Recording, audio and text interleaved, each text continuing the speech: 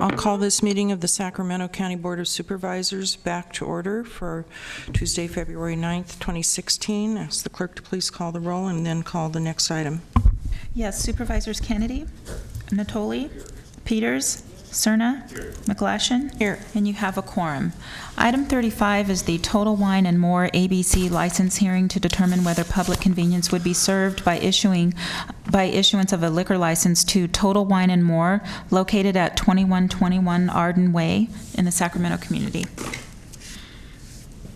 Good morning, board members. This is Matty Mejia from the Department of Community Development. As was said, this is a request for a letter from the board for Total Wines and More for a public convenience and necessity application. The site is Total Wines, and it is located at 2121 Arden Way.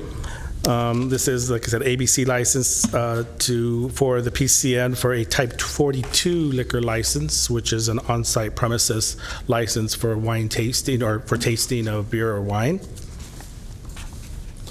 The site, as we all know, is located on Arden Way, just a little bit west of Howe Avenue.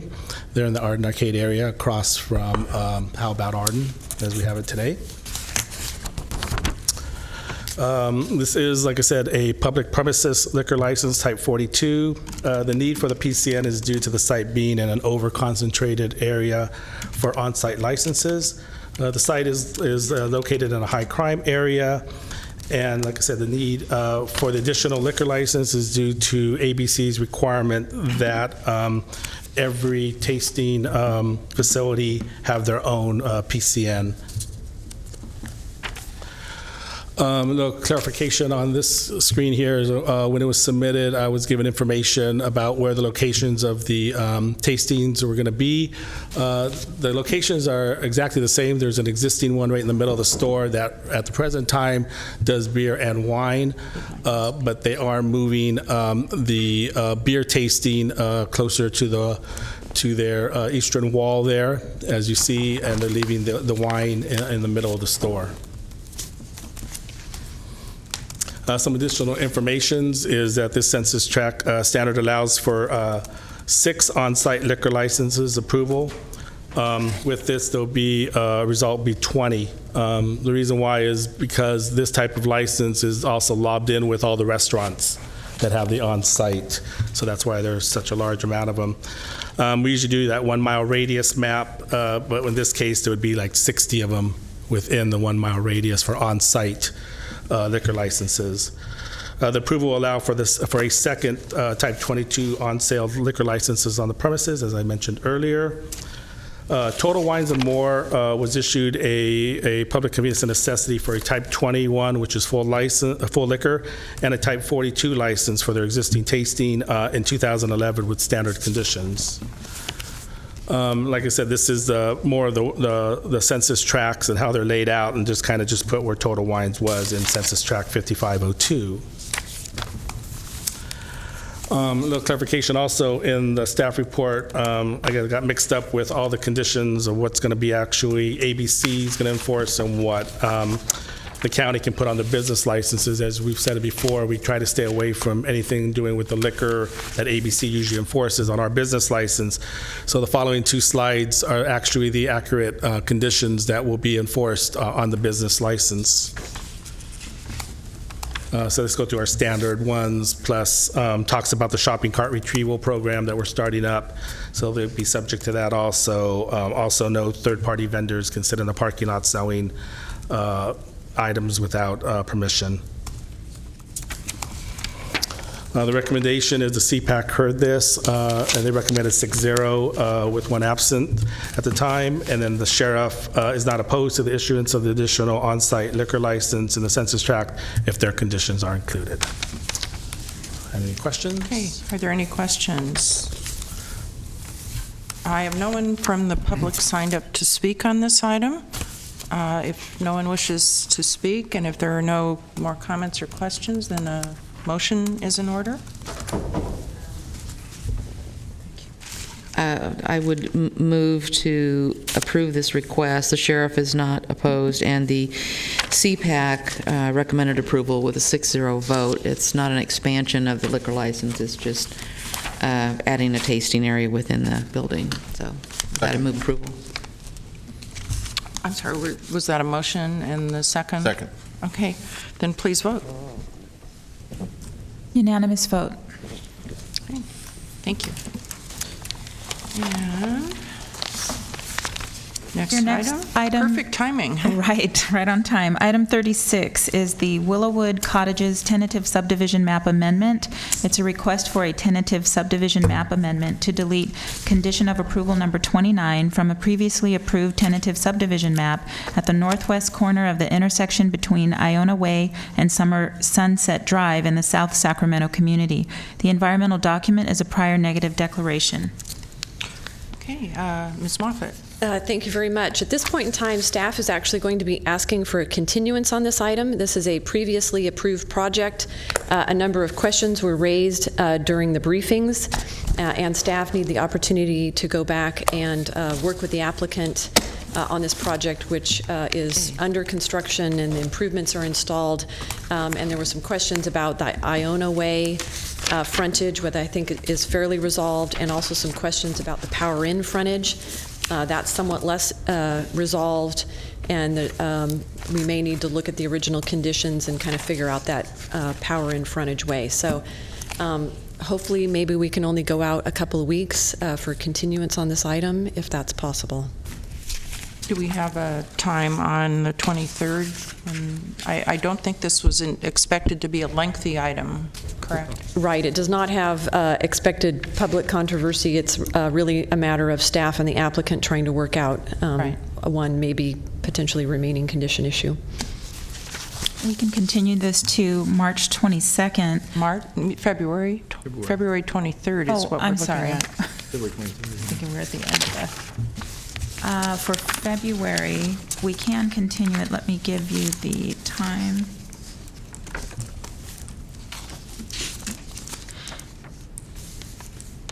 We can continue this to 11 a.m. Okay, do we have a motion? Move to continue. Second. We need the vote screen. Please vote. Unanimous vote. Okay, thank you. Next item, county executive comments, number 39. I have no comments today. Okay, then, number 40, supervisor comments, reports, and announcements. Mr. Cerna. Thank you, Madam Chair. I would like to have staff come back or consider a workshop on a particular subject that I think is ripe for consideration by this board, and that is a plastic bag ban ordinance for the county. I know there are a lot of moving parts, so to speak, at the state level on this, and certainly the city of Sacramento last year spent a considerable amount of time on the subject. But given the fact that I think many things have changed over the last few years relative to this particular policy, potential policy for the county, I think it's, again, time that this board consider it, but do it in a very deliberate fashion, and as we have done certainly with other subject matter, I would like to respectfully suggest that we have a workshop on the subject on March 8th, and then bring back to the board for consideration a bag ban ordinance on the 22nd of March. Ms. Peters, is that the subject you wish to speak on? Two subjects, that one and another one. Hey, Yeah. would you like to speak on that one? Yeah, sure. To this particular item, since it's going to be on the state ballot in November, it concerns me. I mean, this is the kind of thing that would need to go, I believe, to the Environmental Commission and the CPACs for discussion in the community. That's quite a bit of county expense to something that's going to be most likely on the ballot in November, sorry. So when you bring the workshop forward, I'd like to know all the costs considered, and with all the outreach that would be necessary, which I think would be kind of hard to get done by the end of March. So that's my comment on that, and then I have another comment. Okay, well, let's finish on this. Is there support from other board members for staff to move forward with this?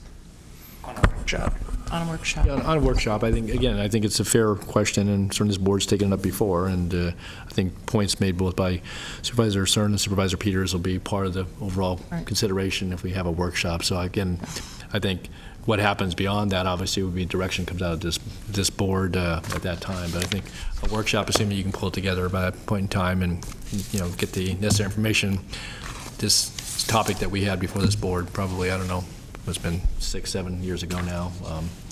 A lot of things have changed since then, but I do think, again, board member request, I'm fine with having a workshop. So. Okay, Mr. Gill, is that something that the staff can put together by March 8th? And Yes, ma'am, we can. okay, and we don't need to set a time for that at this point? No, we work with the clerk. We'll set up a time. Okay. Yes, I don't know what my position will be on this, but I think there's certainly no reason not to hold a workshop. So we will do that. And then, Ms. Peters, you had another item? Yeah, I wanted to get some feedback or requests we look into it. We've had numerous calls from restaurants about a new state regulation. I don't recall the number of it, but it requires restaurants to have a separate container for food waste, and it's attracting homeless. They're waiting in the restaurants in my district. We had a call.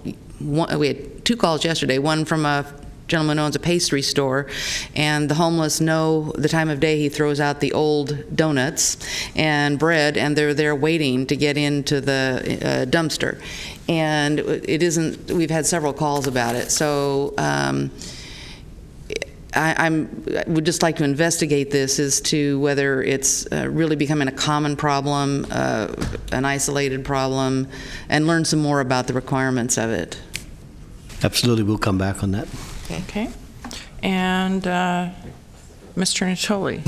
Yeah, just a question. I know I've had a chance to talk to Nav and to Rob both on this, but as we look at our March calendars, the report back on status as well as some additional work has been done in animal care and regulation. So I don't know if you'd be ready by March 8th, but by March 22nd, and that depending upon what you would be bringing back, might be some allowance for time, and just in light of the conversation about workshops and so forth, I would hope we'd have that in the mix here. So. Got it. Okay. Thanks. Okay. Any other supervisor comments, reports, or announcements? Okay, that concludes today's agenda. We do have an adjournment in memory by Supervisor Peters. Yes, thank you. I'd like to adjourn today in memory of Carol Whitaker, with the passing of Carol, who had a 2-year courageous battle with brain cancer.